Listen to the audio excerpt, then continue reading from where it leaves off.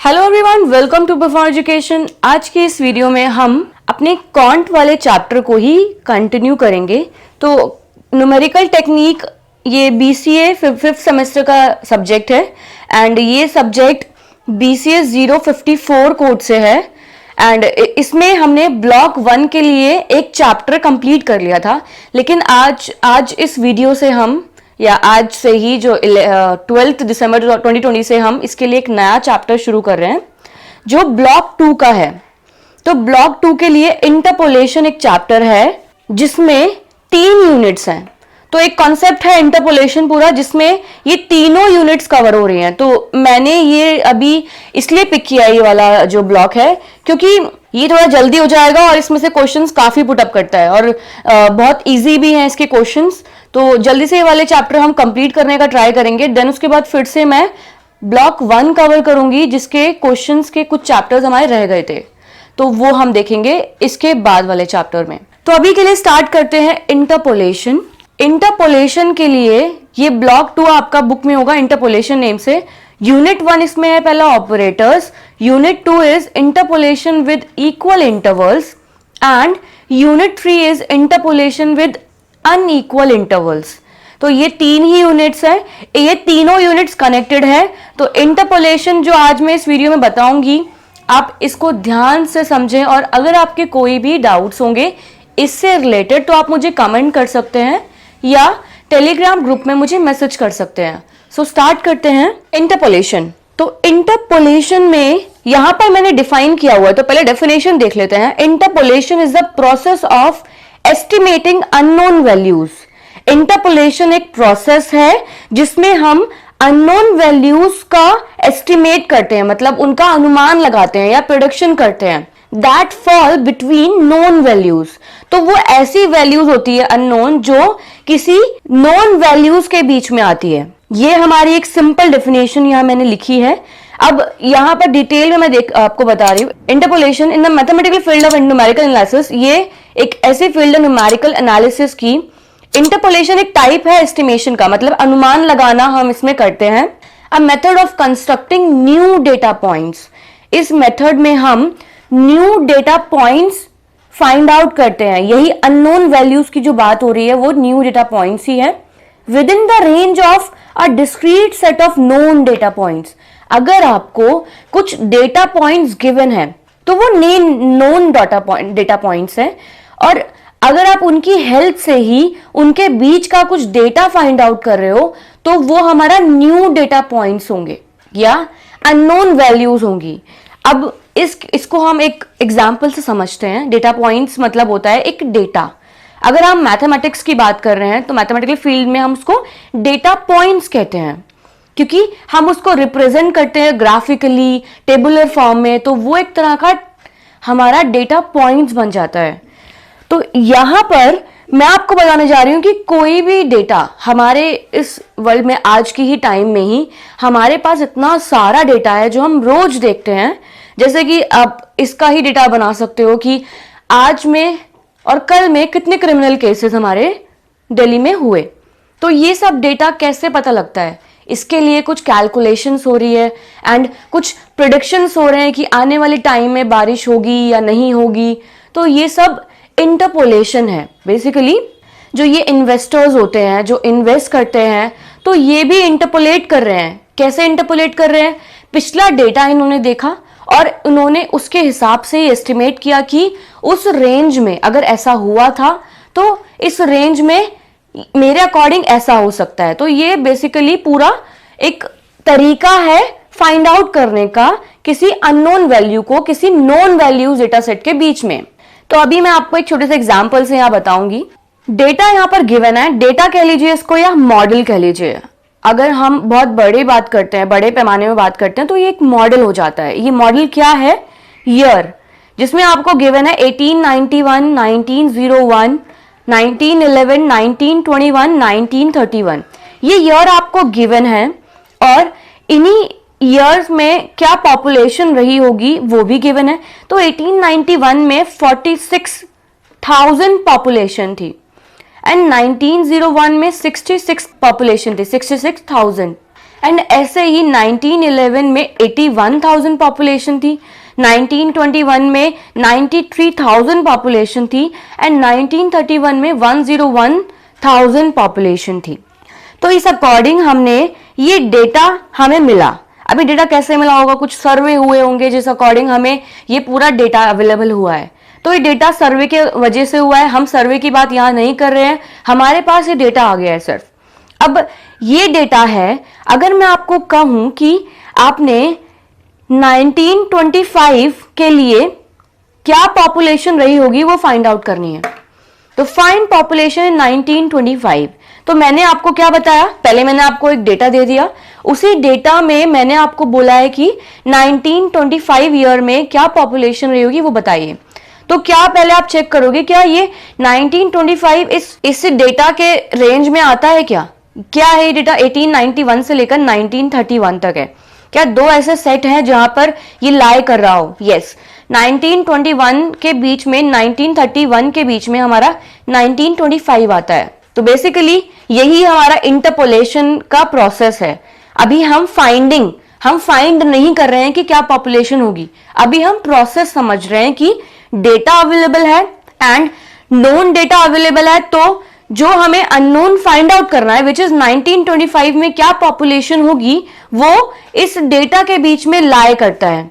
तो हम इंटरपोलेशन की हेल्प से, तब हम इंटरपोलेशन वाला जो प्रोसेस है वो फॉलो करेंगे इस डेटा को फाइंड आउट करने में। अब मान लीजिए कि ये डेटा है एंड मैंने आपको बोला कि 1932 के लिए फाइंड आउट कीजिए पॉपुलेशन। तो उस केस में जो गिवन डेटा है उससे बाहर हम जा रहे हैं, तो उसको हम एक्स्ट्रापोलेशन के फॉर्म में कहते हैं। तो वो जो प्रोसेस वहां इंप्लीमेंट होगा वो एक्स्ट्रापोलेशन है। वो आपने अभी इस सेमेस्टर में नहीं पढ़ना है, आपने इसको सिर्फ इंटरपोलेशन ही आपने पढ़ना है। तो जैसे मैंने आपको बताया कि एक्स्ट्रापोलेशन हम नहीं पढ़ेंगे, अभी हम जितने भी इंटरपोलेशन के लिए मेथड्स होते हैं वो देखेंगे। और इंटरपोलेशन में जो क्वेश्चंस आपको कैसे गिवन होंगे, डेटा गिवन होगा और आपको फाइंड आउट करना होगा उसके बीच का डेटा का, ठीक है। तो ये हमारा इंटरपोलेशन है जिसमें नोन वैल्यूज होती हैं और अननोन वैल्यू उसी नोन वैल्यू के बीच में लाई करती है। तो वही नोन वैल्यू हम फाइंड आउट करेंगे। अब मैं इसको थोड़ा और एग्जैजरेट करने वाली हूं, तो अभी हम डेटा और देखेंगे। यहां पर डेटा अगर आपको गिवन है तो डेटा बहुत तरीके के हो सकते हैं। कुछ डेटा आपको ऐसा गिवन होगा जहां पर वो इक्वली स्पेस्ड होंगे और कुछ डेटा आपको ऐसा गिवन होगा जो इक्वली स्पेस्ड नहीं होंगे। तो मैंने यहाँ 1 और 2 के फॉर्म में कुछ डेटा दिया हुआ है।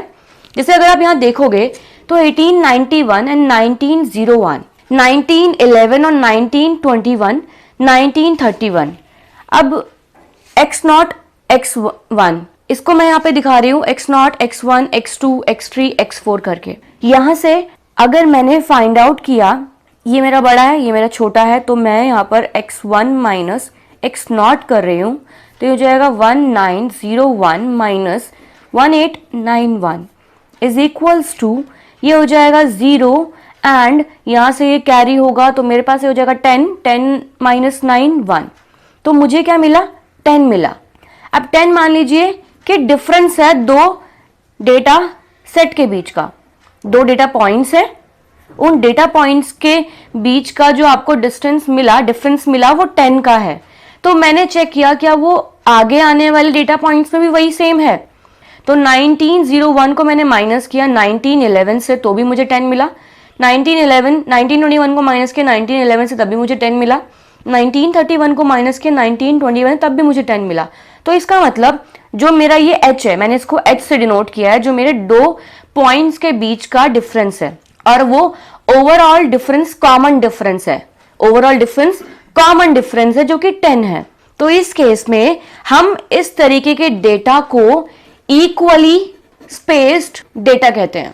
तो मैंने आपको बताया डेटा आपको गिवन है, डेटा गिवन है तो आपने पहले चेक किया। अब चेक इसको नहीं करना है, चेक किसको करना है, एक्स वाले को करना है। अब एक्स वाले को क्यों करना है, क्योंकि एक्स को हम इंडिपेंडेंट कहते हैं, इंडिपेंडेंट, एक्स इंडिपेंडेंट है और मेरा जो वाई है वो डिपेंडेंट है, जो सिचुएशन के हिसाब से बदलेगा। अब 1891 में ये सर्वे जो हुआ 1891 में वो किसी गवर्नमेंट ने बोला कि कंडक्ट किया कि 1891 में या फिर हम हर 10 साल बाद ही सर्वे करवाएंगे।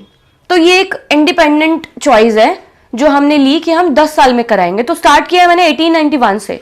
अब 1891 में जो सर्वे हुआ उसमें 46 हुआ, 46 मुझे वैल्यू मिली, 46,000, इट इज 1000, यहाँ मैंने मेंशन किया हुआ 1000।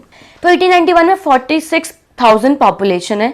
ये पार्ट मेरा इंडिपेंडेंट है ये, एंड ये मेरा डिपेंडेंट है, क्योंकि पॉपुलेशन बढ़ना और घटना ये हमारे हाथ में नहीं है, ये पॉइंट हमारे डेटा का है।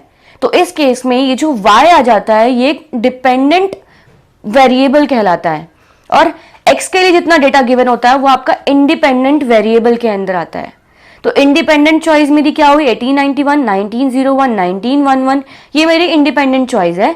लेकिन ये इंडिपेंडेंट चॉइस भी मैंने डिस्टेंस के हिसाब से ली जो कि 10 है। अब इंडिपेंडेंट चॉइस हो सकती है 1800 से मैंने शुरू किया, देन 1900, तो ये मेरी मर्जी है। तो इस अकॉर्डिंग ये इंडिपेंडेंट है, जो किसी पर डिपेंडेंट नहीं है, लेकिन ये डिपेंडेंट है। डेटा जो डिपेंडेंट होगा वो मेरा डिपेंडेंट वेरिएबल के अंदर काउंट होगा जो कि y है, एंड x मेरा हो जाएगा इंडिपेंडेंट वेरिएबल। तो यहां पर अभी हमने देखा कि ये जो डेटा है ये इक्वली स्पेस डेटा है, जिसके लिए हमने h फाइंड आउट किया। इस वेरिएबल को आप ध्यान में रखिए कि ये h एक वेरिएबल हम दिखा रहे हैं जो कि डिफरेंस है दो डेटा पॉइंट्स के बीच का, एंड ओवरऑल डिफरेंस जो कॉमन डिफरेंस होगा हमारा। नाउ अब हम इसी का दूसरा तरीके वाला डेटा देखते हैं जो आपको गिवन होगा। 1891 है, 1893 तो 2 साल हो गया, एंड 1911 तो ये मेरा और ज्यादा गैप हो गया, फिर 1911 में ये और ज्यादा गैप हो गया, फिर ये और ज्यादा गैप हो गया। तो इसमें मेरा ये चॉइस जो मेरी है ये भी इंडिपेंडेंट है, लेकिन यहां पर x हमेशा इंडिपेंडेंट होगा और y आप हमेशा काउंट करेंगे डिपेंडेंट। तो यहां पर मैं आपको बताऊं, अगर h मेरा x1 माइनस एक्स नॉट किया, वो ओवरऑल के केस में कॉमन नहीं है। कॉमन नहीं है तो इस डेटा को हम अनइक्वली स्पेस्ड डेटा कहते हैं, जिसमें इंडिपेंडेंट वेरिएबल जो है उसके लिए जो आपको डेटा गिवन है अगर वो इक्वली स्पेस्ड नहीं है तो उसको हम अनइक्वली स्पेस्ड डेटा कहते हैं। अब ये दो तरीके के डेटा आपको गिवन होंगे, या तो ये डेटा गिवन होगा या तो ये डेटा गिवन होगा। तो क्वेश्चन हमें क्लियर हो गया कि क्वेश्चन किस तरीके से हमें पूछेगा। डेटा गिवन होगा, डेटा गिवन के केस में आपको इनके बीच का कहीं का भी value, unknown value find out करने के लिए वो बोल देगा कि 1912 के बीच का वैल्यू फाइंड आउट करो। तो गिवन सेट है और अननोन वैल्यू फाइंड आउट करनी है, तो इस केस में हम इसको इंटरपोलेशन से करते हैं। अब डेटा के केस में भी हमने इसको डिस्ट्रीब्यूट किया, इक्वली स्पेस डेटा और अनइक्वली स्पेस डेटा। तो अब इन दोनों के लिए ही मैं आपको बता दूं, इन दोनों तरीके के डेटास के लिए आप अलग अलग मेथड्स पढ़ेंगे। अब वो मेथड्स हम देखने वाले हैं। तो गिवन डेटा है या मॉडल कह लीजिए आप उसे, तो मैंने बताया आपको कि गिवन डेटा दो तरीके से आपको गिवन हो सकते हैं, या तो इक्वली स्पेस्ड। अब इक्वली स्पेस्ड और इनइक्वली स्पेस्ड क्या है ये मैंने आपको अभी पिछले वाले पेज में क्लियरली बताया है। तो ये मेथड्स रहेंगे करने के लिए। पहला है न्यूटन्स फॉरवर्ड डिफरेंस फॉर्मूला। ये एफडी जो है ये फॉरवर्ड डिफरेंस है, एंड बीडी जो है ये बैकवर्ड डिफरेंस है। सेकेंड, थर्ड, फोर्थ, ये चारों मेथड्स आप कवर करेंगे इक्वली स्पेस के लिए, एंड अनइक्वली स्पेस के लिए आप लेग्रांजेस और न्यूटन्स डिविडेंड फॉर्मूला करेंगे। तो ये अनइक्वली डेटा वाला हमारा अलग चैप्टर में कंसिडर होगा और ये वाला हमारा एक चैप्टर में कंसिडर होगा। तो यहां पर उससे पहले मैं आपको बता दूं एफडी फॉरवर्ड डिफरेंस। डिफरेंस मतलब जब भी हम माइनस कर रहे हैं किन्हीं दो पॉइंट्स को तो वो डिफरेंस हमें मिलता है। तो उस केस में डिफरेंस, जब भी आपको ऐसा डेटा गिवन होगा कोई भी इक्वली स्पेस डेटा, तो उसको हम डिफरेंस वाले फॉर्मूला का यूज करके न्यूटन्स फॉर्मूला में पुट कर लेंगे। तो डिफरेंस फाइंड आउट करेंगे पहले, देन न्यूटन्स फॉर्मूला। अब ये सब हम नेक्स्ट वीडियो में कवर करने वाले हैं। तो अभी के लिए हमने आज की वीडियो में इतना ही देखा, इक्वली स्पेस डेटा क्या होता है, अनइक्वली स्पेस डेटा क्या होता है, एंड किस डेटा को आप किस मेथड से कवर करेंगे ये भी हमने देख लिया। अगर आपको हमारी वीडियोस पसंद आई है तो लाइक करें, हमारी आगे आने वाली वीडियोस में अपडेट रहने के लिए सब्सक्राइब करें, और दोस्तों अगर आपके कुछ सजेशंस हैं तो हमें कमेंट करें। Thank you.